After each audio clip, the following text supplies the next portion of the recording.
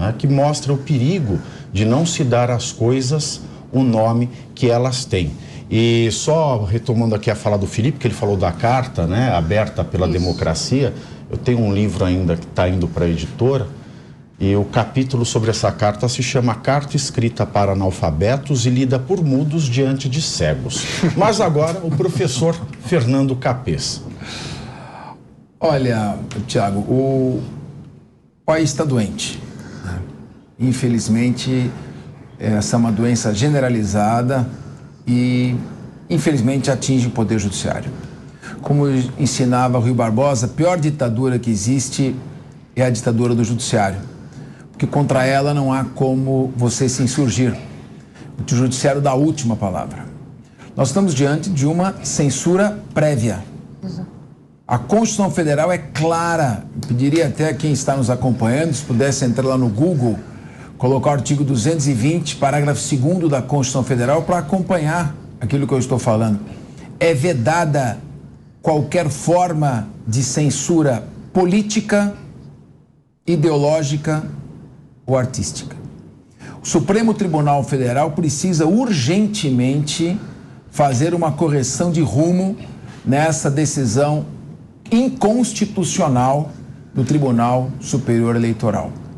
Eu vi várias entrevistas de ministros do STF, muitos meus amigos, com os quais tenho uma convivência sadia, dizendo que a liberdade de imprensa é sagrada.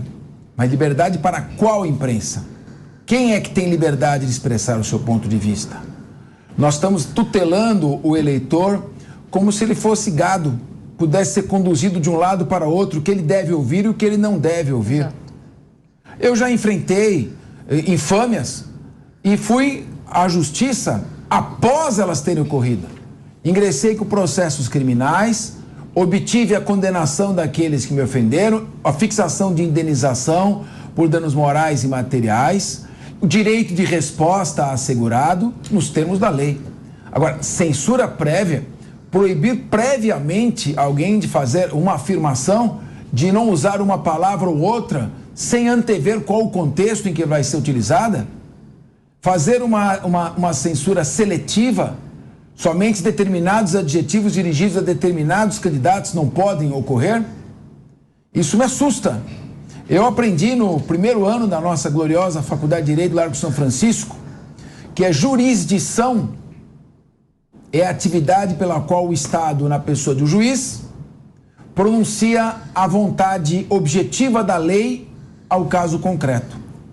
Mas a razão parece estar com o magistrado da Suprema Corte Americana, já falecido, Oliver Holmes, que dizia: jurisdição é a atividade pela qual o juiz decide a causa como ele quer, de acordo com os seus conceitos previamente formados, com a sua opinião já manifestada, muitas vezes formada pela imprensa ou por qualquer outra forma de influência externa, e ele vai conduzindo o processo para chegar naquela conta de chegar, naquela decisão que ele já pretende dar desde o início, antes do início do debate.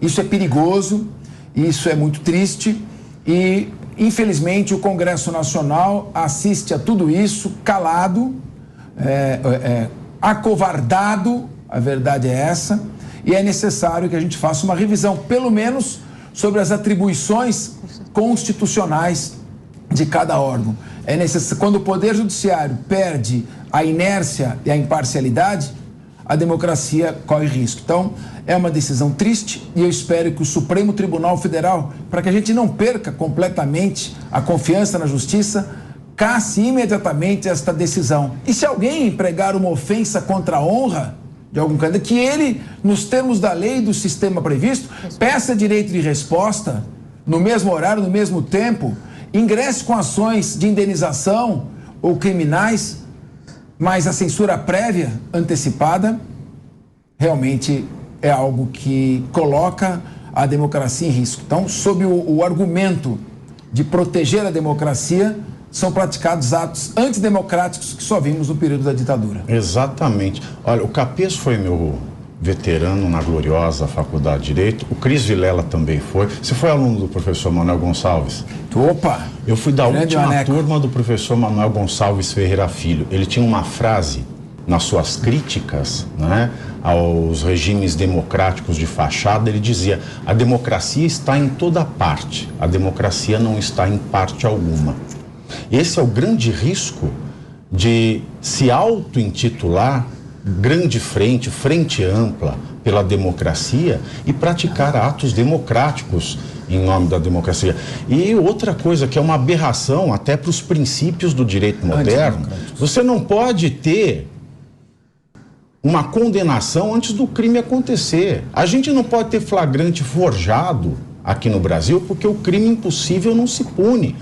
Como é que se pune um crime antes dele acontecer? Então não dá. Essas palavras do professor Capês de fato pesam e nós devemos nos atentar e, como bem disse a Daniela, nós estamos tratando o povo brasileiro como incapaz.